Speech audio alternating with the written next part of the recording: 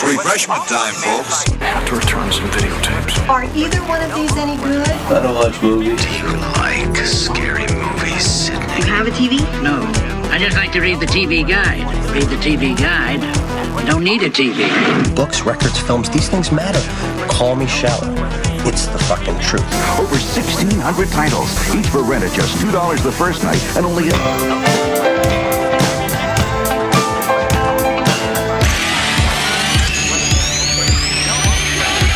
Finish it.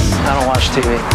Yeah, but you are aware that there's an invention called television, and on this invention they show shows, right? Tonight on 6 Ed World. Okay, I want channels 18, 24, 63, 109, 87, and the Weather Channel. Welcome to the Frog Brothers podcast with your hosts, Justin and Alec. Welcome back to episode 5 of the Frog Brothers podcast. I'm Alec, and I'm here with Justin. We're your hosts of the Frog Brothers podcast. Yuck. Frog Brothers podcast. Today is Sunday. We usually record on Saturday. Today is Sunday. Yeah. So how you doing? I'm doing all right. For those of you listening out there, we do have a new video up on our YouTube called Toys in the Attic. You should check that out and subscribe to our YouTube because we're going to have some more videos coming in the next coming weeks. So just wanted to mention that real quick at the beginning for you guys. What have you been up to? Yeah, Alec. Had a busy week? Oh, just keeping busy working, being essential. I'm essentially essential. So, just working. Yeah. It's like the Cockspar song, I'll be working all day for me mates. Or the Rush song, Working Man. That's what they call me. Yeah, that too. That works. A working man. However it goes. I can't even remember that shit. But, So I got the Walmart Ghost Trap, and I've got it torn apart and repainted the sides of it silver or aluminum with aluminum spray paint. Drilled some extra holes, drilled some things out, filled a few things in. So I'll start putting that thing together here once that paint cures a few more days. Nice. I did pick up the trap, but I didn't do anything to it yet. I started rewatching The Mandalorian on Disney Plus just because they got the behind-the-scenes series coming for that pretty soon. So I was like, well, I may as well rewatch the series. So I was doing that last night. Yeah. Nothing new in the mail for me because waiting on everything to ship. I say that, but then I lie. And I cut you off again. No, you... So I'd ordered some low-profile guitar stands because the guitar stand I had my Proton Pack sitting in was made for an acoustic guitar, but the ones I bought were like low-profile aluminum ones, so those finally arrived yesterday, and they work pretty awesome. Oh, that's dope. I got a bunch of stuff in the mail, but I'm not going to spoil that because I'm going to go uploading that on YouTube for you guys to see. But there were a couple of things like that Alf thing I mentioned last week that came in. But got a couple of things coming in the mail. Like I said, I'll film that though and let you guys see it later. My friend Angie was able to find another set of the RGB figures, which I purchased, and I'm going to be mailing to you as soon as you send me that little money, little man. Yep. $44, little man. Put that shit right in my hand. Did you see the... Because you got to send me the PKE meter. Yeah, I gotta go pick one up probably tomorrow. That's all I've seen at all these Walmarts. At least there's plenty of those. Other than this one trap I found, but I'm trying not to like go to the fucking store every day and shit, so... Yeah, some people that are going like to multiple Walmarts every day and going out there, it's like, it's all going to be there eventually. I get that you're worried about scalpers and shit, but no point in being in a rush to go every single day, all day, every day. Yeah. It's like, be smart about it. If you need something, take a gander. If you don't, just wait. Now, I did find the Jabba's Palace playset at Walmart on clearance for $13. So I was like, I'm going to pick that up. Anyway, so beyond that, let's get moving into this week's... We now return to the real Ghostbusters. Diane, 11:30 a.m., February 24th. Entering the town of Twin Peaks. Pretty good. Bill Murray's the funniest man on the planet. Episode by episode. Episode by episode. Episode by episode. So this is going to be episode 5 of Extreme Ghostbusters, titled Deadliners. This is another really popular one, actually. I see a lot of screen grabs of this one online. It is an obvious nod to R.L. Stine and Hellraiser. Gershbush. What? In case you're wondering, that's that meme joke of that girl with all the Goosebumps books. Yeah. R.L. Stine, classic stories there in the 90s. I remember I used to buy those all the time at book fairs. Buy them through the Scholastic book catalog you could bring home to your parents and be like, all right, I want my Goosebumps, and I want it now. Pretty much. I remember you felt like a total badass if you had a good list of books in like the numerical order. If you missed one, you felt like some sort of poor bastard on the street corner. Yeah, for sure. So the episode starts off with this guy is tied to a table, then a gurney rolls in, and then these 3 monsters come in, and they're talking about doing surgery on him, and they're talking about like his suit of skin, but to them it's their version of clay. Yeah. And kind of a creepy spot, kind of scarier again, much scarier than real Ghostbusters for a lot of the things on the show. Oh, yeah. And then you get to the opening credits there. They kind of kick in, and it's talking about the author's missing on the news, that he hasn't been seen in a while. Meanwhile, you see Eduardo reading one of his books. So they call him J.N. Klein, and his series is called Gore. So they kind of simplify it there. In the book, they make or not in the book, but in the show, they make a specific reference to Stephen King. So that's pretty cool. Yeah, they mentioned him a couple times throughout the episode, and then Garrett walks in and he's asking if there's any mail for him because he's apparently submitted a story to Hair-Raising Tales, which is apparently where Jan Klein and Stephen King both submitted their first stories to. So. Oh, really? That's pretty cool. I didn't know that. That's what he says. So one of the things that really got me right off the beginning of this episode is Garrett is talking a lot in this episode again. He tends to be a central character in quite a few episodes. Oh, yeah. And as they're driving along, they find out Garrett has written this book. Like Eduardo tells him that they all die, and Garrett's basically saying, "Hey, it's easier to write a story if there's like just one hero." Yeah. And he tells him not to worry. He says, "Oh, don't worry, I'll bring you back as ghosts in the sequels." And you're like, "Ooh, jab at Bill Murray, zing!" Right at the time Ghostbusters 3 started going into perpetual limbo, or as also known as developmental hell. Yeah. Where it remained until the Answer the Call. Pour a drink out. So then we find out that there's this ghost called Craniac, and he's got a skull in his head, and he's also in the books, right? So they're talking to these people. He's got a skull in his head? Yeah, whatever. I'm tired here. I already told you that. Yeah, I know. He's got a saw in it. I just wanted to correct you. That's hilarious to me. I didn't even notice. I'm glad you noticed. I'd have just kept going like nothing happened. No, but I think it's really funny. All right, I was thinking, as soon as they brought up the saw and the skull, I was like, all right, wait a second. They said this guy's writing kids' books. That's pretty fucked up that there's a guy walking around with a saw in his skull. And then I was like, wait. I mean, I'm watching a kid's show right now. It's arguably for more adult children, a little older age group, but same thing as the book that they're talking about. So I was like, oh, I guess that kind of makes sense. I watched this as a kid. But for a minute, I was like, that's fucked up. Yeah, you can get some pretty dark themes in there without like being too over the top, too scary with it. So, well, right, there's not a lot cool. There's not like blood or anything. It's just like his hair looks like a fucking saw. So one other cool thing I noticed on this is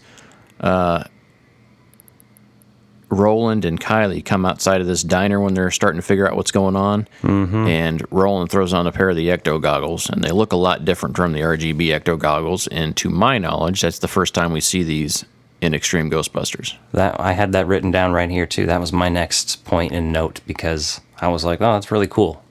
I like that he's the character that is going to, probably be the one that uses them.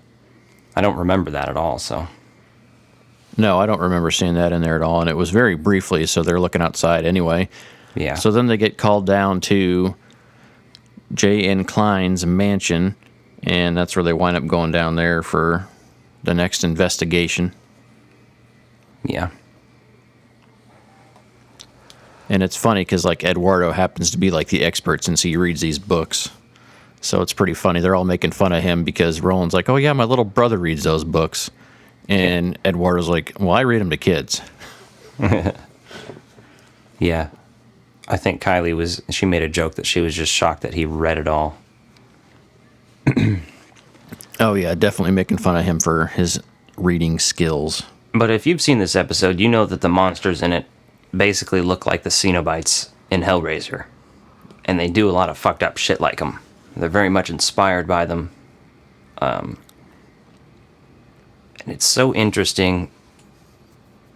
And that's funny because that's been going around the internet right now. Like a lot of the GB fan groups and stuff have been talking about that here recently in like the last week. And I'm like, perfect timing. Right.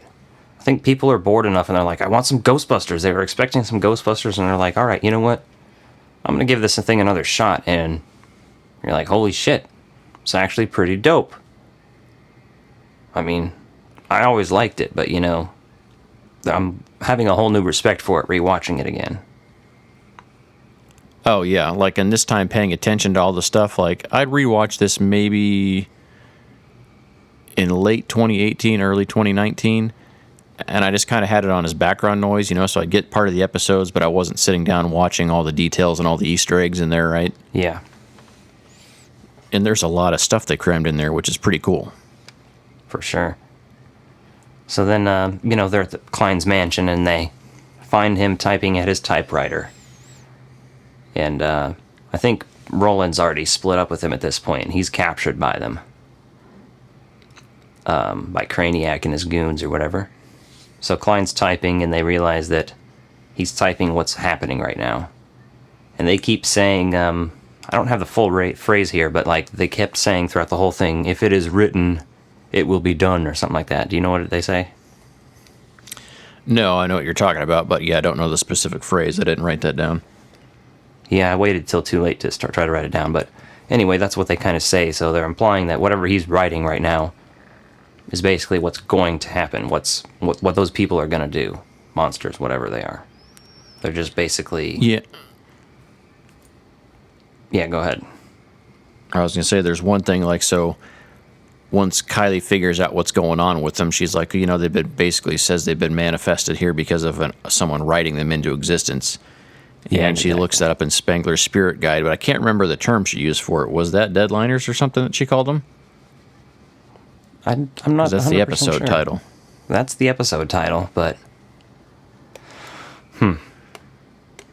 Anyway, so as we're kind of moving through the episode here, she uses that, and then, I took a note that Klein himself was like handcuffed to himself at the keyboard there to keep writing while these ghosts have manipulated him into staying in the room to write the story. Right. So there's a lot of interesting vibes in this episode before we get to the climax here of the show. I'd see some serious influence in Rob Zombie's House of a Thousand Corpses in monster design from this, which you could easily say obviously comes from Hellraiser, right? Okay, that's fine, that's fair. But I just kind of see the way those things carry over, the grotesqueness of the mutilation, the way these two things are like sewn together and clobbered up, and hodgepodge of plastic surgery disasters. For me, it definitely gives me more like Hellraiser meets Texas Chainsaw. Like if you dressed up the Cenobites in clothes from Texas Chainsaw characters like Leatherface and shit, it's kind of like that.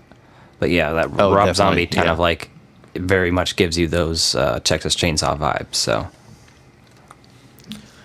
Yeah, and sense. That original House of a Thousand Corpses kind of comes out of that same mid to late 90s there, where this kind of came through, and who knows if he was watching this series or not, but definitely see those influences elsewhere in pop culture and scary movies. The other movie that this reminded me of was a new Nightmare on Elm Street movie, right? So you have the concept of like holding this thing in movies and that example, and then here you see it like it come to real life and kind of going from that, like the fiction becomes reality there, and you kind of see these two worlds being blended together. I thought that was something that reminded me of that when I was watching it, so I took note. Yeah, I was about to say, it definitely, obviously they're mentioning R.L. Stine, and they even mention by name Stephen King, but it definitely has Stephen King vibes, because a lot of Stephen King's writings are about a writer. Off the top of my head, I mean, Bill in It is a writer. Jack in The Shining. 1408, he's a writer. Even I could go on. Misery's about a writer. Yeah, if you look that up, it's a common occurrence for him. But I think that's just an easy way for him to.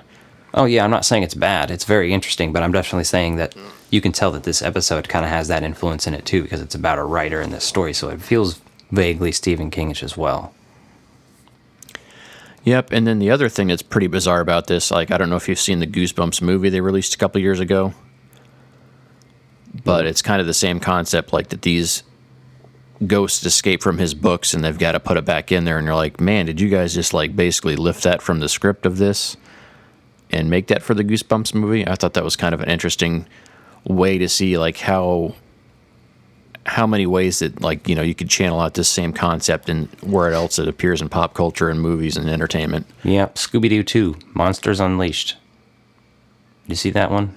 That one, I only like watching it because of the monsters. And I was young enough when it came out that I was still like, I was like 13, so I was kind of on the borderline of like, this is starting to piss me off because it's not very good. But also, it's still Scooby-Doo. Yeah, when you start realizing, like, this movie's actually garbage. This movie's actually garbage, Shuggy. But it has monsters from the show. And they're versions that came to life that were not real before that movie. So it's kind of like that same kind of concept of something fictional becoming real.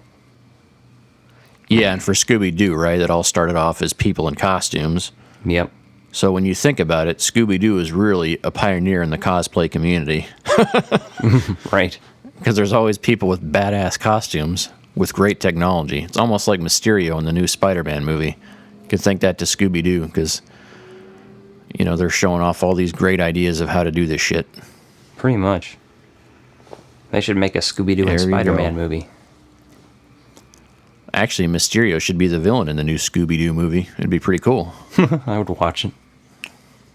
And I would have gotten away with it if it wasn't for you kids. So as we get to the episode, it's real anticlimactic. So the funny thing here as it goes to end is like Garrett's over there trying to write, and he's like, hey man, you try writing under this kind of pressure. And Eduardo like winds up in some tall chair and just blasts the typewriter and blows it up. And then, this ball of fire wraps around him and becomes a basically upside down tornado and like funnels off smaller up and channels the ghosts out of the room. And next thing you know, everything's back to normal and everything's hunky dory.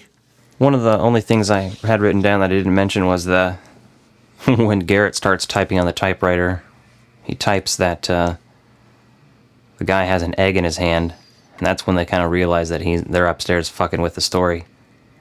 And then he says, and then monkeys, who weren't just regular monkeys, but they were rabid with tire irons. Yeah, it was a pretty fun episode. I really enjoyed it, so definitely check it out. If you're watching along with us, let us know what you thought of that episode. What stood out to you? What kind of pop culture references did you catch in there? What did we miss? Well, we'll be talking about episode 6 next week, so be sure to listen. So here's a new segment, and we're going to call it Lash Out Irrationally. Because everyone's got something that'll just piss you off. Sometimes for no reason. Absolutely no reason at all. Or sometimes it's because someone lacks common sense so much that you wonder, what the hell are you doing? Pretty much. Something, anything that bothers us, that's pissing us off, we're going to talk about in this segment. If it's not decent, if it's not pure, it'll probably be talked about here. I don't care how petty it is. Everything's pissing me off today. Listen to what I have to say. Everything's pissing me off today. Listen to this. Lash out irrationally. Lash out irrationally. Yeah. So, Alec, I see a note here on our episode rundown that you have a note about brownies and the way our nephew cuts them. So, why don't you fucking lash out irrationally and tell me how he cuts these brownies and what else is pissing you off today? Hold on. I'm trying to lower my blood pressure real quick. The way this son of a bitch cuts brownies makes me want to strangle him. It makes me want to smash his face into the plate of brownies, you know? So I'll just cook a new one. They're ruined by the time he cuts himself one. And I had to take several notes. And I found myself clenching the paper, tightening the muscles in my hands, letting the anger flow through me. Feel the hate flow through you. Yes. Take a deep breath. So, and it's funny because our nephew's named Lucas, so and Luke Skywalker. Now, young Skywalker, you will die. And I just totally fucking blew out the mic pre. So this son of a bitch, he'll take a tray of brownies that I've cooked. You know, I'll cook it and then I won't eat it right away. I'll let it cool for a while, and I'll go downstairs to eat one later. And I'll get a knife. I use a nice, like, steak knife when I cut my brownies, just so it's, like, nice and sleek and a clean cut, you know? And I usually have a pan, and you cut them 3x5 or 3x4, giving you either 15 or 14 brownies. That's what I normally do with the size of pan I use, which I believe is a 13x9. Usually. All right? You cook them usually at 350 for, 12 to 20 minutes, depending on the type of brownies, depending on what you do with them. Sometimes I put peanut butter in them, sometimes frosted chocolate chips, and I'll floss the top. Sometimes nothing. It's just because it's, brownies are good enough on their own, but sometimes I'm a real fat ass. So this son of a bitch will come down there before I've cut him, and he cuts himself a piece that is roughly the size of a brownie and 2/3 of the next one. This throws off the whole fucking proportion of the goddamn sheet. Because now, you can't even... It just triggers me. He doesn't even cut it to where, like, there's 2 big pieces through it. Normally you cut 3. So long ways, there's 3 long columns of it, right? He cuts one of those as well as 2/3 of the next one, leaving the one on the end being one brownie plus 1/3 of one. The rest of the brownies you could still cut normally, but by that point, I'm so fucking mad that I just take the brownie and the 1/3, and then I cut the rest of the brownies. Okay, so I cut the rest of them, and there's usually, at that point, 9 to 12 more left, depending on how many you cut it into. And depending on how bad he fucked it up. Because sometimes it will go further in the other direction, too. So you'll be like, this is fucking up the whole graph now. And at that point, sometimes I want to hide the whole tray of brownies. And you may be asking yourself, why the fuck doesn't he do this? Why don't you hide the whole tray of brownies? I don't know. Laziness? I'm stoned all the time? What do you want from me? So, I don't think about it. I can't bring a whole tray of brownies up to my room. I get so mad. I haven't even cooked any in a while. But it happened last time I did it. 2 weeks ago, maybe? Every time I've done it. You're still pissed about it? That's pretty funny. You bet your fucking ass I am. I thought you meant like, see, him cutting off an oversized brownie at one end or the other isn't that big of a deal. You Shut still the cut fuck the up. rows. I thought you meant like he started cutting out of the middle and like avoided all the edges. No. I literally have a diagram drawn of all the different ways he can cut it. I will upload a picture to our Instagram and you can see it. That's what's happening. Brownie cutting etiquette. I'd like to see that. I think we need to work on that. All right, I'm going to breathe deep, and we're going to try to move on to the next segment here. Another man's garbage is another man's gold. Leave all of us out your horse, just wait till you get old. Another man's garbage is another man's treasure.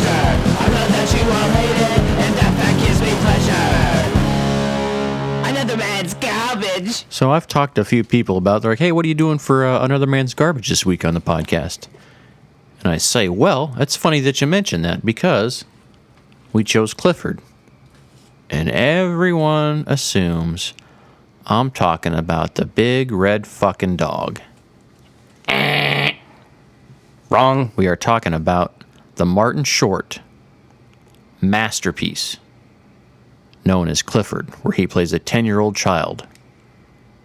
Glorious. 1994. Golden. 10 years after one of the greatest movies to ever exist came out, Ghostbusters, comes Clifford, a movie that is often forgotten for good reason. But if you really want to get angry, watch this, because this movie made me want to lash out irrationally after watching this little bastard in this movie. Oh, yes. This one's got a 10% critic score, all right? It's got a 67% viewer score, which is higher than I thought it would be. But again, this is a movie that I think the viewer score is just people like me who have sought it out to rate it, for the most part. Yeah, they wanted to go give it a rating. They're like, hey, I like that movie. And they're like, oh, you're sick. You're sick, Mav, you know that? You're sick. Maybe, but I put on this movie and I have the time of my life. So, I hadn't seen this in so long. There's like scenes of it that I'd remembered, especially like the ending is so iconic at Dinosaur World. But man, I completely forgot about the intro, which is amazing. It's golden with old Martin Short, basically. He's dressed up as a priest. And fucking Ben Savage. No, it's, isn't it? Is that Ben or is it Fred? No, that's Ben. That's the younger one. Mm-hmm.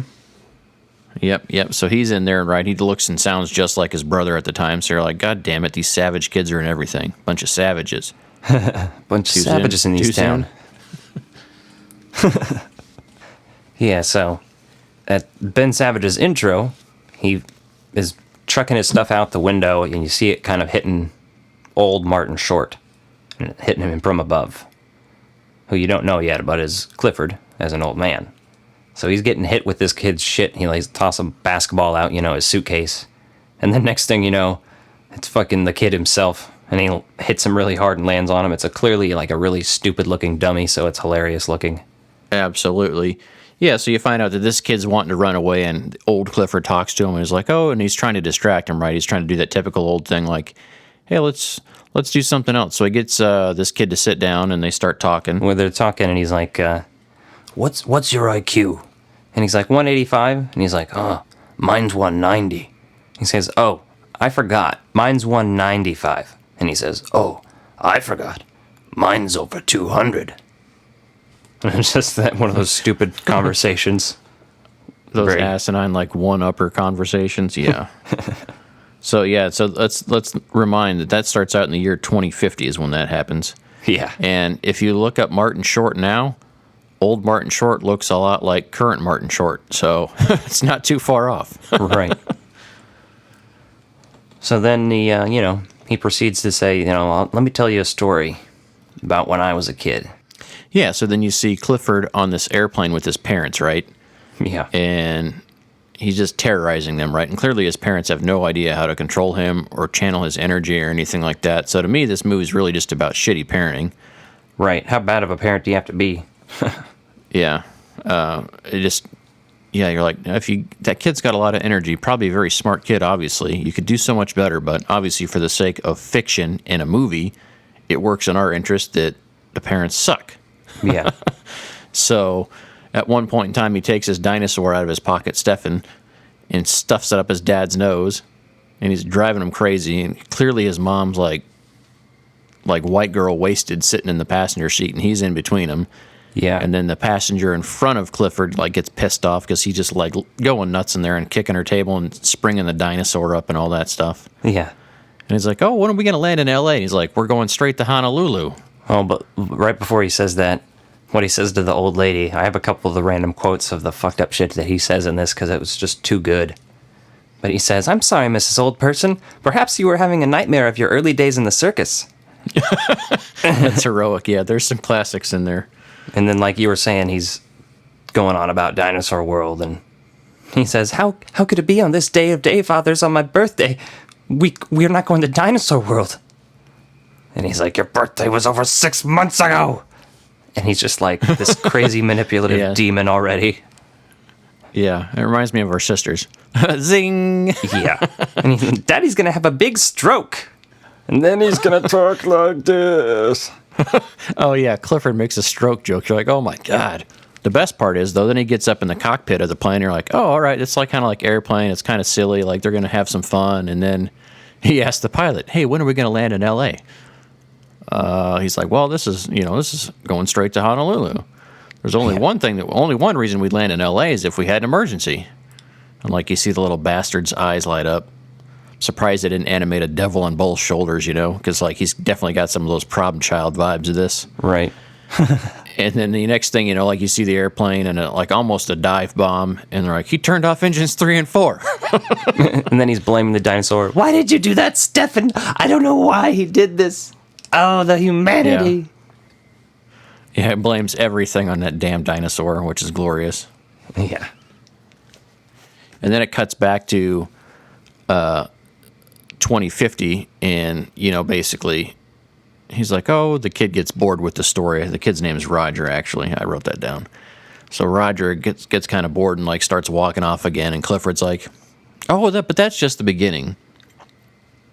Yeah. Kind of level sets you, and then you really get into the story as it continues on and carries out. So, plane lands in L.A. for emergency because Clifford's a bastard. So, zing, we're there now. And then Clifford's like, hey, doesn't our uncle live here?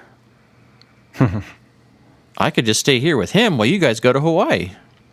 Because they're going to Hawaii for work anyway, so they're not even going to have fun there. That's what it sounds like. Yeah. And both the parents are like, oh my God, a week away from this little terrorist? Yes, please. Meanwhile, their uncles, and terrible, I didn't write down names for this movie. Uncle Martin. Uncle Martin, what's the love interest name? Miss Sarah Davis. Oh yeah, Miss Sarah Davis. So, Uncle Martin is trying to prove his worth to Miss Sarah Davis. Yep. And act like he's ready for kids and marriage and all this stuff, and he just goes and gets this bachelor pad, like, basically on one of those California hills, like if a mudslide happened, bye-bye house. So, yeah. Real responsible adult, really ready to settle down and have kids, right? And, meanwhile, you see that Miss Sarah Davis lives out in the burbs and, like, in a nice house and all that kind of good stuff. And she asked him, she's saying, like, you clearly don't want kids, and she's obviously having big issues with that. And she's like, where would you put a kid? Where's a kid going to sleep in there? And he's like, have you ever heard the word sofa bed? Yeah, which is amazing. Like, sofa bed, like, only a fucking person that lives in California their whole life would talk like that. Yeah. So, then it goes back and shows Clifford waiting with his parents for him. And I noticed this you can just see how annoying this motherfucker is. He's playing a recorder and then immediately stops and goes to blowing bubbles in his soda. Yeah, he's totally on point. And one of my favorite parts of this entire movie is the sheer amount of fun you can see Martin Short having doing this, right? Oh, yeah. Regardless of what you think of this movie, like, that is a man that is happy to be doing what he is doing because he's just being so reckless as a kid in this movie. It's amazing. Oh, it's gold. So, then he's waiting for Uncle Martin, and he lays down on the couch. Or he's watching out the door when he comes in, and so he goes and runs to the bed, like the couch that's there, and tucks himself in, and then you see a sign that says, like, I love my Uncle Martin. Uncle Martin walks in, and then he wakes up and he wakes him up, he's like, Clifford? And he goes, don't reject me! Yeah. I cracked up when I saw that spot, too. I was like, oh, man, that's so deep. So deep, and so then they go out to the baggage claim, right? And this part's my favorite because, like, they're looking there, and, like, they just show the baggage claim and a bunch of people, like, and this lady's taking down a list of shit that's missing, and then you see Uncle Martin's car and Clifford in it, and there's like a surfboard and a bike and all the other stuff that Clifford stole from all these travelers. Yep. Stereo and the dog. Ugh. Yeah, they even stole a dog, too. That was my favorite part. You're like, there's this dog in there, and it's like, you got your dog? That's a lot of stuff to travel with. And then they go cruise by Miss Sarah Davis's house to go check on her. And, yeah, that's pretty funny. Yeah. Clifford shoves the dinosaur into the shower while she's in there before he can get the dog out. Scares the shit out of her. And Uncle Martin's clearly just there to be like, look, I have a kid. You know, he's trying to show her, do his responsible thing. Then they go back out there, and Clifford's eating a big-ass bowl of ice cream. And Uncle Martin's clearly already like, all right, this guy's a little fucked up. Like, he's looking, the way he's looking at him and stuff, but he's still trying to act like he's best uncle ever. And so they end up leaving and going back to Uncle Martin's for the night. And they cut to Clifford sitting there, drinking out of a big gulp, eating a donut, watching like a National Geographic special with a whole bunch of tits on the screen. Yeah. He's just totally going over the top. Clearly has no self-control at all. He's like, I'm at my uncle's house, I'm just going to cut loose.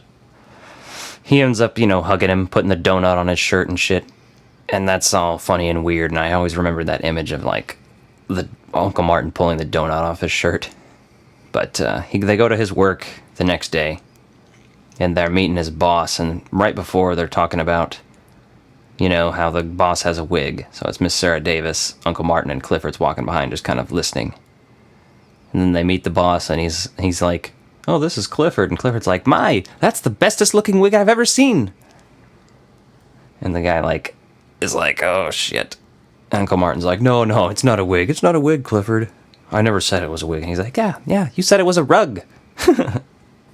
Yeah, he's totally calling him out and getting him in trouble with everybody. The one thing, you forgot on there is, like, to get Clifford to go to bed and quit fucking around, because he comes in there at, like, 2 a.m. He's like, Clifford, I got to get up tomorrow. Tomorrow's a work day or whatever.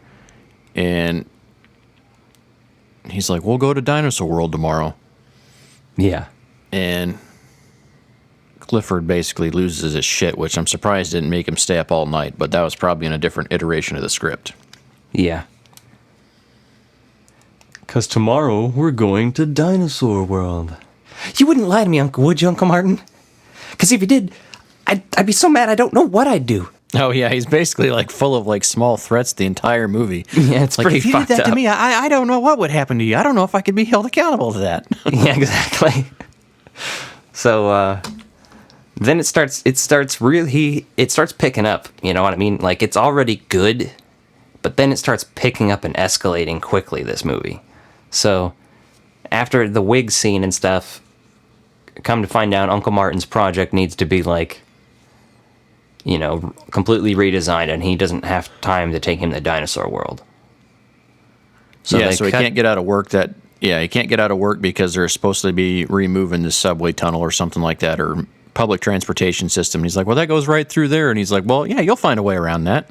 Yeah. So he kind of gets screwed there, and then that's basically, because I think everything intended to go to Dinosaur World that day, but, yeah, here's where the train really rolls off the tracks. Yeah. So they cut to it, and he's like, you're going to make us crash. And you hear Clifford say, so be it. So be it. Yeah, he's just such a little shit. He's trying to crash the car, and then he's freaking out, and he finally gains control of the car, and he's like, chocolate! I need it badly! Oh, yeah, he's flipping out over chocolate. So they go into the gas station. Clifford spots this van of people getting ready to go to Dinosaur World, and this kid in a dinosaur suit. So Clifford starts, negotiating with this kid in the bathroom, trades him out for his clothes for the dinosaur suit. Yeah. Meanwhile, Uncle Martin's in there arguing with the clerk, saying, what do you mean you don't have any chocolate in here? And, losing his mind over that. Right, and it's funny, so I want to mention real quick that the landlord, or the guy you're talking about, is actually Frank and Charlie's landlord on It's Always Sunny. Same actor. Oh, nice. Yeah, so there's some funny stuff in here. I don't know the actors' names, which is not really, it's besides the point. But the boss with the wig guy is also in the movie Hot to Trot. Oh, yeah. And Bobcat he's Goldthwait. the guy's a little... No, that's not him. Yeah, but that's Bobcat's the main actor in that. Well, that's but what the I'm boss saying. is in there. Yeah. So he's always... every time I hear the word chicken shit, I just think of the way that guy says it, because he's kind of got a very specific way he speaks, and it just stands out in your mind. And then obviously Miss Sarah Davis is also Doc Brown's love interest in Back to the Future 3. She's also the lady in 40-Year-Old Virgin that Steve Carell she's trying to hook up with. Are you sure? I thought that was the same actress. She's in Step Brothers. She is in Step Brothers? Yeah, but the woman... Oh, yeah, no, you're right. Yeah, I know. Yeah, 40-Year-Old Virgin's different. But 40-Year-Old Virgin is the same actress from Death to Smoochie, though. Ah, okay, yeah, that's it. Okay. I knew I saw her in... But I'm not going to fault you on that one, because they are kind of similar looking. They have very similar vibes and stuff. But... Yeah. Mary Steenburgen is awesome, so... Yeah, I didn't say I know everything. I know a lot of shit, and sometimes it gets mixed up. It happens. But I did know it, so I corrected you. Just now you knew. Now you know. The more you know. That feels like a Forrest Gump quote. It's like, shit, it happens. Anyway, at the gas station, back to the movie, Clifford buys this kid's dinosaur costume in the bathroom. And Uncle Martin finds the kid in there or whatever. And then he runs outside and... Yeah, so he trades for this dinosaur costume from these folks, right? And, Uncle Martin figures out what the hell's happening here, right? And sees, like, this little fat kid, like, covered in food and chocolate melted on his face, wearing Clifford's clothes. And then he's talking to him and figuring all this out. Meanwhile, that kid's mom, like, gets involved, and, you have this whole ordeal that's, like, basically, like... implied pedophilia there, like the way they're confronting each other, which...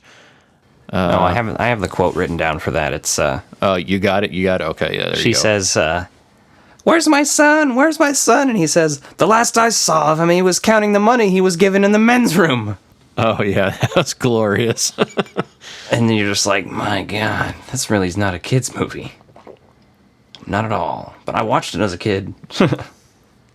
Well, most of the movies that are another man's garbage are movies we probably shouldn't have watched as often as we have based on the content in them. But you know what? Here we are, and welcome to 2020. Pretty much. So then Clifford says, and once he's back with Uncle Martin, "Any luck with that chocolate?" And Uncle Martin is like so pissed off, he's just, "Any luck with that chocolate? Any luck with that chocolate?" And he starts freaking out at him, Yeah, starts mocking him. Then they get going to this anniversary party, right? Well, I was going to say, before he does that, he lectures him at the house, right before the anniversary party. And then you see Clifford start to mess with his voicemail. And you see that Clifford has recorded him talking, too. And he does that creepy smile, Yeah, that whole, like, I'm going to burn your house down smile. Everyone's seen that meme of that little girl smiling with the burning house behind her. Yeah. That's basically Clifford's smile in this movie. Mm-hmm. So he goes to this party that's at, I believe, Miss Sarah Davis's parents' house. It's an anniversary party, is it? Yeah, so it's Miss Sarah Davis's parents' anniversary party, so they're having this big shindig and everything, and, they wind up taking Clifford. Oh, Clifford can come, so he goes in there and kind of introduces himself, and being the manipulative little shit he is, he's, like, super polite and kissing a bunch of ass as he goes around in there. Meanwhile, he's totally just fucking with Uncle Martin. Yeah, one of his good quotes from this scene is, "What's a facelift?" And he says it really loudly. Oh, as they're talking about that lady that had a facelift, and everyone in there looks like, oh my God, we don't speak about those things out loud. So tell him about the Tabasco. Oh God, the Tabasco, which I feel for him because Tabasco is no joke for the uninitiated. Especially if you're just drinking a fucking glass. Yeah, so instead of a Bloody Mary cocktail, they add like a crazy amount of the Tabasco sauce in there, right? So they ask Martin to give a speech, and he gets up there and starts giving a speech and says a few nice things about the potential future father-in-law, right? Okay, that's all fine and dandy. So like you can kind of start seeing him like choke up and well up. He's kind of briefing to the point, and then they're like, "Well, say something about her too." And like he flips out and like runs over and tries to get a drink because this hot sauce is going by this point, so he just looks like a jackass in front of everybody. Meanwhile, Clifford is over there, like, taking it all in. Then later on, they're sitting there at dinner. This is one of my favorite parts, and they're all just kind of hanging out. And Uncle Martin, you can kind of see Clifford fucking with his pocket, with Uncle Martin's pocket. And then Uncle Martin goes and he goes for his chapstick in his pocket. Then he starts to put it on, but it's not his chapstick, it's lipstick. And then he just is like, he puts it on, and it looks almost normal, but it's like, you know, smeary because he's not knowing what he's doing. Yeah, it's totally and then he just looks Bill over vibes. at some people. Yeah. That's what I thought of when I saw him, like, putting that on there, because it's like such a bad job, but he just thinks he's putting chapstick on. Yeah. So then that pisses off everyone at the table. Oh, yeah, they think he's, like, making fun of people and stuff, but the best part of that is the whole reason Clifford does that is because Clifford asks to borrow his chapstick, and he says, no, it's not sanitary. And so then he's like, you're not going to share with me? Fuck you. I'm going to do what I want. Yeah, exactly. So then he ridicules him in public. Which, at this point, is when, pretty much, after he washes up, that the cops come and arrest him. Yep. We were arrested at night.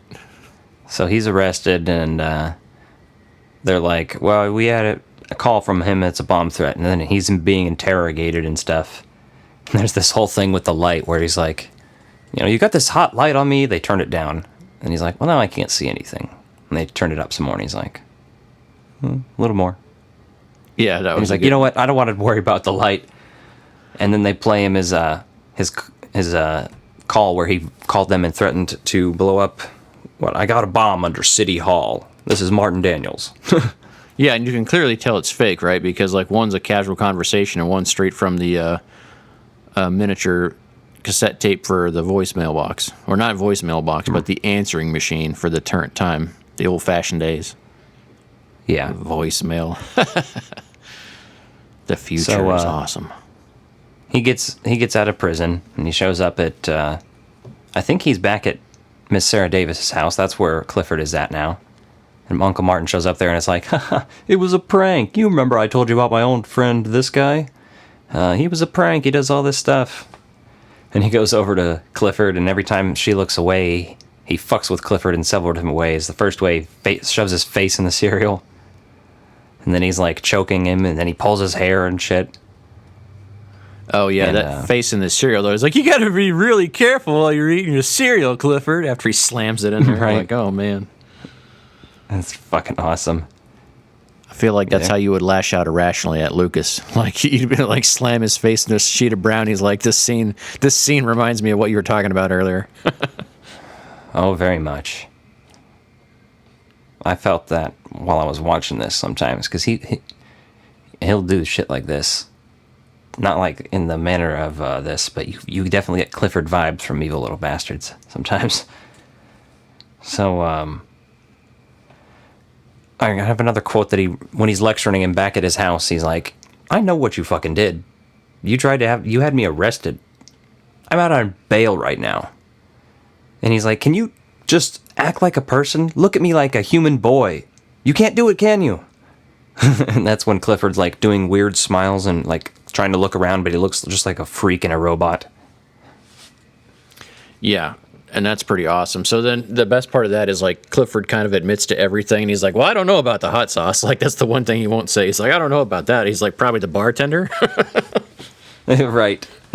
Oh, yeah, so basically he starts running away, right? And so Uncle Martin starts feeling bad for a second, so he starts chasing Clifford down through this train station, right? Well, Clifford obviously ditches the train and leaves Uncle Martin to it, and then Clifford goes back to Uncle Martin's house, throws a fucking party. At which point, Uncle Martin's there, so he decides to check in on Miss Sarah Davis, who we didn't mention this earlier, but she was invited to San Francisco by his boss, because she was working for him too now at, I think, the child care center at their facility. So he confronts when he finds them at a restaurant eating dinner together, and he's putting a necklace on her and stuff. And then he tries to explain to her how evil Clifford is. And one of the things he says is, he'll be happy if you give him a ton of sugar and a book about Hitler. Oh, yeah. Like, that part was hilarious. Some of the jokes in that movie, yeah, you're just like, man. So, Clifford makes it look like he's been tied up by all these bikers and claims that they broke into his house and, we're having a party and stuff. And so Uncle Martin's just had it at this point. He nails the doors and windows shut. And he leaves and he leaves him tied up in there. He leaves Clifford tied up. Exactly. He just is like, oh, cool. He's already tied up. I don't even have to do that part. Yeah, and then... So then he goes to his work. He's supposed to be doing his presentation at this point. And so Miss Sarah Davis finds him there. Yeah, so she finds him tied up, and then he starts saying, oh, Uncle Martin's going crazy and all this bullshit, causing this ruckus. And, eventually they get down there to the presentation where he's at. So. Yeah, so they're doing the presentation, and at that point, while he's doing it, the fucking table explodes. Like there's some sort of bomb under it and shit. And everybody's freaking out and panicking, and his boss is like, who's responsible for this? And at this point, Uncle Martin is just so fucking done.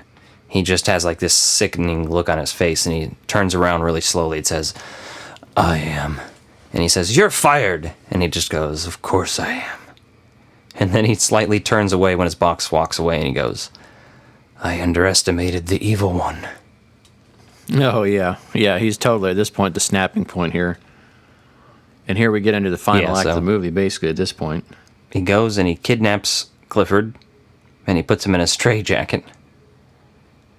And Clifford calls him at one point Uncle Mental Case. As they're driving up to Dinosaur World, and he's like, yeah, we're going to Dinosaur World. And you can see, like, the old 90s style drawn art. Oh, yeah, so the matte backdrop in there for everything. Yeah, awesome. Yeah. That's a lost pretty art, interesting by the looking way. And cool. Exactly. So Clifford's obviously scared, but he's excited. He's like, oh, I'm gonna go ride this shit. And he's like, let's see how you like it after 10 hours. Yeah. Yeah, and then he keeps adding it up. 100 hours. And he's like, well, probably not as much as you're going to like it being locked up for 100 years or some shit. He makes some good joke at him. How many years for kidnapping me do you think you'll get, Uncle Ten Most Wanted? And he just shrugs and he's like, life. Yeah, at this point, he doesn't even care. He's just like, I'm all in. Like, I'm going to jail. Like, I don't care. I'm going to make it worth it, though. He's ready to make it count. So you get basically, Clifford goes on the ride, and they kind of go like a slow throughout the ride. They go slow and show you Clifford's reactions and everything that's happening in the ride. And you're kind of like, as a kid, you're always like, man, I want to ride this. Yeah, it looks really pretty cool. dope. Yeah, and you get to shoot the dinosaur and like help the pterodactyls at the end. You're like, oh yeah, that's really neat. So then he's going through it several times, and he puts it into warp speed basically until it breaks down and shit starts breaking and falling. The pterodactyl runs into the fucking giant T-Rex at the end of the ride.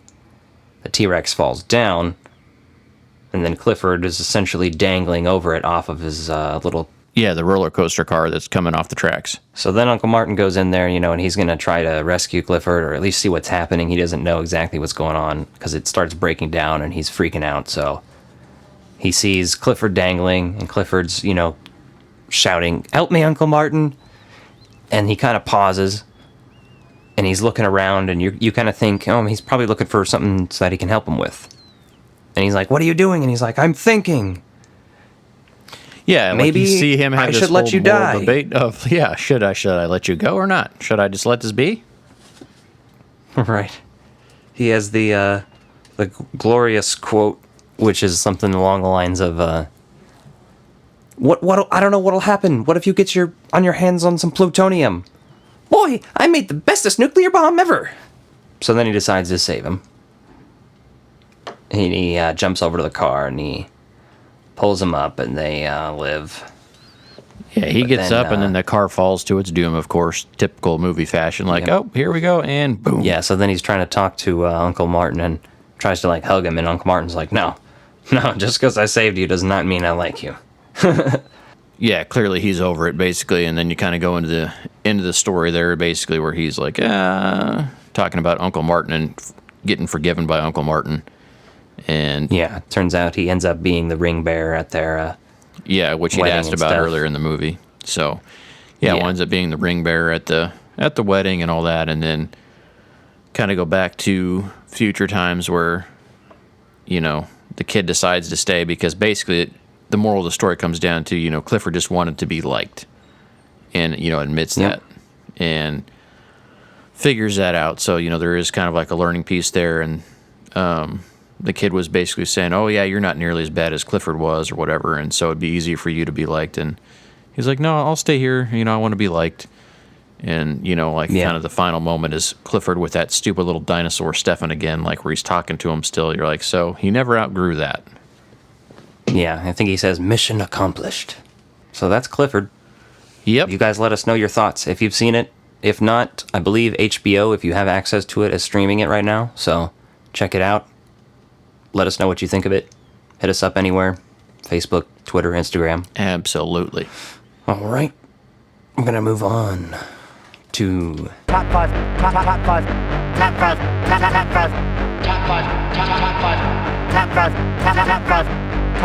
This is Top 5. This week on Top 5, we discuss Top 5 favorite cartoons since the year 2000. You want to start at number 5? My number 5 for cartoons since the year 2000. Since the year 2000. Anyway, so Aqua Teen Hunger Force, my number 5. Hey guys, that's Meatwad.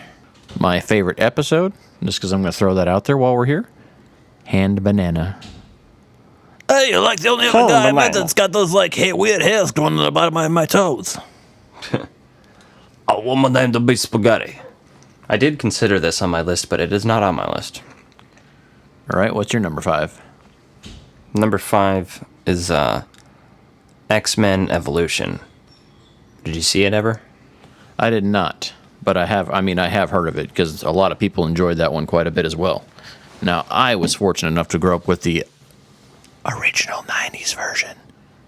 Superior. I mean, so was I. Yeah, but you were still like in diapers and shitting yourself. You're like Tom Hanks in Born on the 4th of July. I've probably watched that series more recently than you, though. The whole thing. X-Men? It's on Disney Plus, son. But anyway, that fucking cartoon didn't come out in the year 2000, which was my issue with this list, like I told you. So I had to work with what I was given. So can't make things easy. X-Men Evolution is on this list because it is from 2000 and forward. It was on Kids WB. It's just a good show. It was kind of mimicking the style of the movies that were coming out at the time. But okay. It was that makes sense. Better. You know, so a lot of the characters were in high school. That was kind of the main premise at first. But they did a lot of the cool plot lines and stuff just like the original animated series did. Wasn't, I don't know if I would think it's better than the original by any means, but it's a good series. If you like X-Men, it's worth watching too, so. Excellent. So my number 4 is American Dad. And I love Family Guy, but American Dad's it's a good series. A lot of good funny stuff in there. It's different enough from him. I just love Roger the Alien is just so bizarre. Like he makes that show alone, right? Like how do you get away from the family dog? You have the family alien, and your dad's a spy. Like I just love how over the top that one is. Yeah, he was definitely. Seth MacFarlane was definitely influenced a lot by Alf when he made that character. That's why he lives in the attic and shit, you know? Oh, absolutely. And I think you were the one that got me into American Dad because I watched some Family Guy, but that was back in the days when it was like, on again, off again. And then American Dad came out after they finally brought back Family Guy for good. And it's been a good series. And you're talking about, hey, you should check out this series. It's by this guy. And I'm like, okay, checked it out. Definitely enjoy it. It's a good one. My number 4 is Ed, Edd and Eddy. It was on Cartoon Network from 2000 to roughly 2011. But that's just with specials and stuff. The main seasons ran from 2000 to 2004, and then 2007 they had a movie in 2009. They had specials all throughout the time. But it's produced in Canada. It's just a really good show. I know it's a little bit past your time, Yeah, as far as your age and group and whatnot, but you probably at least saw ads for it, and you've seen other people talking about it probably. Yeah, you'd see it on like Nickelodeon pop up and stuff, and I definitely remember you talking about it and seeing it come up for, series ads and stuff like that. So it was one of the Cartoon Network original series. So my number 3, I was originally going to put the Netflix series Castlevania on there, but that's more in line with anime, and I was thinking just animated series. So when I was thinking about that, I wound up putting Metalocalypse on there.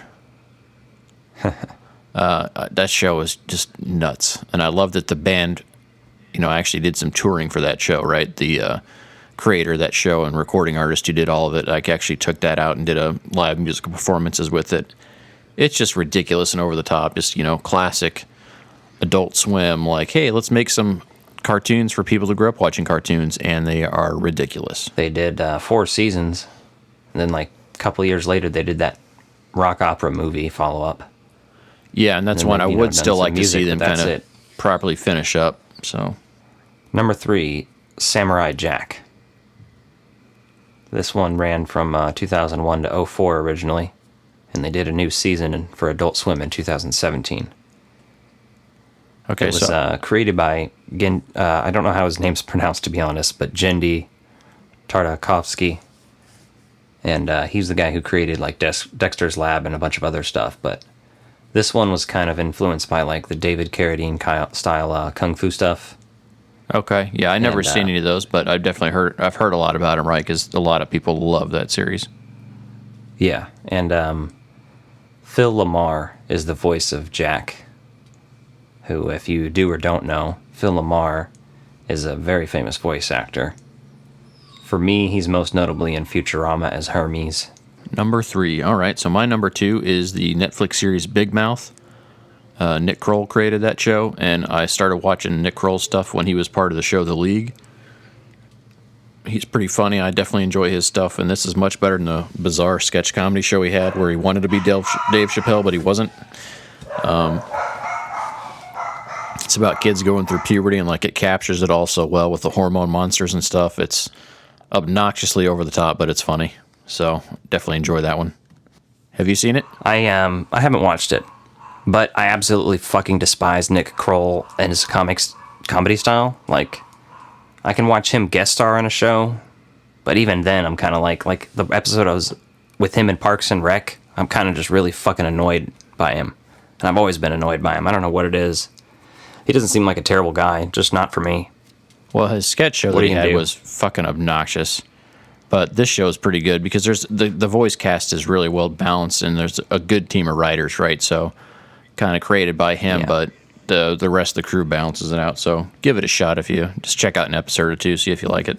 Number 2, I'm going to have Rick and Morty. That's number 2, huh? So, 2013 through 2020, we have 4 seasons of the show. Slow going. Everybody always, we know what we're dealing with and talking about here. Rick and Morty. I don't have to say much more about it. It's one of the most popular TV shows out there right now. I will say, I do hate half of this like toxic fan base that's associated with it. The same kind of people that idolize dumb characters like the Joker and shit, and just don't really understand the show. It even saying that, I realize, makes me sound pretentious and like, you don't really get Rick and Morty. You gotta have a high IQ to understand Rick and Morty. But you know what I mean. There's just people that are toxic that are part of every fan base. But it just so happens that Rick and Morty has a lot of them. Yeah, they're just the most vocal online, right? Because I was late to that show. So speaking of which, I'll just carry over. So Rick and Morty's my number 1. Mostly just because the way it deals with existentialism is incredible. And I think a lot of people don't get that. Like there's this parallel universe, like everyone's constantly dying on there or going through crazy dark shit on there, right? Like, I mean, take the Pickle Rick episode, for example. Like Rick wants to avoid going to therapy and like avoiding dealing with his toxic traits so bad that he'd rather fucking see if he can turn himself into a pickle than deal with anything like on an emotional level rather than strictly based off his intelligence. And for me, I love seeing that, right? Because it really speaks to how many people are living toxic lifestyles right now. And like it talks a lot about that, and I don't know, I just really enjoy the way they do that, and it's obviously got the Back to the Future play on it, but it's so much darker. Some of the jokes on there are really interesting, and then, you know, all the stuff with Jerry on there, like the dad, and like the crazy shit he goes through. Like, he's the only one that shows like any normal level of emotions, because he's always going through something, right? And like, you see him coping like you might see someone you know in real life, like just really going through tough shit. So I don't know, I really enjoy Rick and Morty. That's my number one. What do you think my number one is then? Well, Family Guy started, what, 99 or 90 earlier? So I don't think that's on there. My number one did technically start in 1999, but I believe only had its, like, season premiere in that. And if not, halfway through the season, they were already in the year 2000. So it's a 2000s series, you know. It's not really a 90s series just because it had 1 or 3 episodes in the 90s, you know. Okay, fair enough. Justified it that way. Started in 99, had 7 seasons when said and done, 4 movies. The cast consisting of Frank Welker, Maurice LaMarche, Billy West, Katie Sagal, John DiMaggio, and Phil LaMarr. How could I Futurama. leave off Futurama? So much better than The Simpsons. Futurama is my shit. There has never been a more well-crafted comedy animated show ever, in my opinion. For me, this one's solid. It's sci-fi and comedy with horror and action, everything like that. It has heart, too. There's episodes of this that I can't watch because I'll fucking cry. Like the episode with Seymour the dog. Because Seymour is left behind by Fry when Fry goes to the future. And he just waits for him every day outside the pizza shop until he dies. Yeah, that's dark. Real dark. And it's terrifying. But that show, I mean, just the voice cast. You heard me say, you know, Frank Welker, Maurice LaMarche, Billy West. Those are some of the best voice actors working today. And I mean, you got Fry, the Professor, Bender, Leela, Zoidberg. I mean, the character list they're all awesome. All the different sci-fi references and puns. The math references. It's just so well constructed, you know? Definitely good choice there. I didn't know when that one started, so I thought that started sooner than it did, so I didn't have that on my list, because I was thinking it was like 98 or 99. I knew it was 99 just because that's the whole plot of, like, the show, you know? Is the Fry on the stroke of midnight on the 1999 when it's switching to 2000, that's when he gets frozen. Oh, okay, that makes sense. And he opens up in the year 3000. There you go. Good stuff. As we start winding down, this one's going to be a little bit shorter just because we've had some long episodes here go over, but Alec is going to talk about... I mean, are all your friends Satanists? A young Frenchman photographed this flying saucer, or is it? From a... Do you believe in UFOs, astral projections, mental telepathy, ESP, clairvoyance, spirit photography? We're discussing Satanism and the occult this morning and some of the dangers. Telekinetic movement, full trance mediums, the Loch Ness Monster, and the theory of Atlantis. For the purposes of this study, we will focus on the number 666. Tonight on Six Sad World. Six Sad World this week. So, Alec, why don't you tell me about Mr. Tom DeLonge from Blink-182, Boxcar Racers, Angels and Airwaves, also mentally unstable, crazy person that had a back broken, addicted to painkillers, quit a band, started another band, lost his mind, loves aliens, still loves aliens. What do you think? Right. Well, Six Sad World is pretty much created for this kind of content. There isn't a lot of whole news we can talk about with this, but I do have several bulletin points. Mainly that everybody knows the Pentagon published UFO videos this week. Not everybody knows that they are Tom DeLonge's UFO videos. Most of the articles credit them that way and stuff, but some people just have no give a shit about who did it.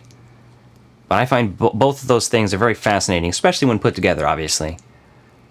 Everybody's referencing the song Aliens Exist and how Tom's been on about this shit for a long time. He has a research group called To the Stars Academy. And I know he'd been working on shit like this, but I just never looked into it enough to care, because you're like, it's fucking Tom DeLonge. Am I supposed to take this seriously or what? Yeah, you don't really know what to take with him. And yeah, so those all came out. They're like, Pentagon releases 3 unidentified object videos. And of course, everyone's like, aliens? You're like, no, UFOs, right? There is a difference, but obviously what everyone wants to believe is that there's life beyond our scope. Right. Everybody's out there saying, look, the government confirmed aliens exist. No, that's not what UFO means. And I think in a lot of our audience, people will know that as well. But there are those out there who think UFO just means alien life form or some shit. I don't know. Which is actually what ALF means. Yeah, just like a ET is the extraterrestrial, or an extraterrestrial biological entity. So one of the videos is like a Navy pilot's video from San Diego. All the videos are between the year 2014 and 2015.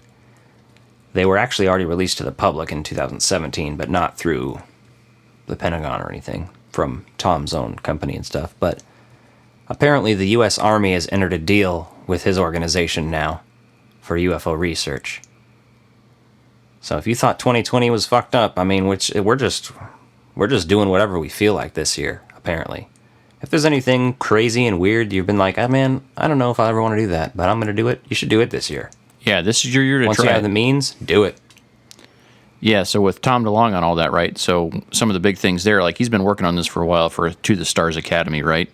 And yeah, you've seen a lot of this stuff. He's done some books about it, and he's actually got a lot of credible people on board with it, just because he's using his money, his business stuff, to fund this and to run it and to get investors and stuff. And so, it's actually been pretty successful with this venture so far. So it's pretty interesting to see, someone from a dick joke band jump to notoriety for aliens. So, I mean, right. I'm waiting for his version of the Travis Walton story where he gets abducted and, they abused him. We should probably try to start wrapping this up here now, but we'll be back next week. We're going to have a mail time video uploading to YouTube. Like I said, check out the one Toys in the Attic we did upload this week already. We're going to be working on getting some guests on the show soon, and some of the guests are going to kind of just participate in the podcast the normal way like we do. Some of them will be more of like a interview type, where we just hang out and talk with them with no agenda. But we have a couple people listening out there who are, some of them are listeners, some of them are friends, some of them are other experts. So, people like Nathan Bartocci out there, Tony Ontiveros, Jim Smith, Philip Wilburn. We got a couple people who've all said they want to be on, so we're going to start working on that pretty soon, and maybe a couple weeks down the line, you'll start to see 1 or 2 of those coming out eventually. Yep. Let us know what you guys want to see with the guest appearance. Right? Some of these people that are friends, like we can just talk about their creative projects. Obviously, being creative people ourselves, a lot of our friends do creative stuff, like Alec's friend Nathan does music and a bunch of other stuff, and he's been in some bands with Alec over the years. And then Tony, I've known Tony since junior high, and he's in film production and does some amazing stuff and is really big in the KC film scene. So obviously he's got a love of pop culture, love of Ghostbusters. He was out at FanFest with us, also a huge Batman fan. So if there's anything you want to know on there, let us know so we can get some good interviews going here. For sure. That's all I've got. All right, well, we'll wrap this one up a little shorter than usual, so we'll give your time back to everybody. Next week, we will be back in action, watch our videos in the meanwhile, see what Alec does in the attic by himself. And it's on YouTube, probably, hopefully with the family-friendly rating, besides the fact that we swear regularly. I don't know if you swore in your video or not. Hopefully you didn't go full Tourette's guy on there, but... Well, yeah, it's not like if I did, it was unintentional and I don't remember it, because I just talk that way. He just talks that way, people. I got this here sling blade. We should get Charles Grodin on the podcast. We should. On the next Unsolved Mysteries. Wrong guy. Sam Gruff voice. Hey, with any luck, we'll have, some other big guests eventually. We've got some good ideas in the works. I reached out and have some things going on, so we'll see what happens. Things and stuff and things. Alright guys, peace out. Later. These are my dinner guests, the Frog Brothers. Frog Brothers. These are my dinner guests, Frog Brothers. Frog Brothers. These are my dinner guests, the Frog Brothers. Frog Brothers. These are my dinner guests, Frog Brothers.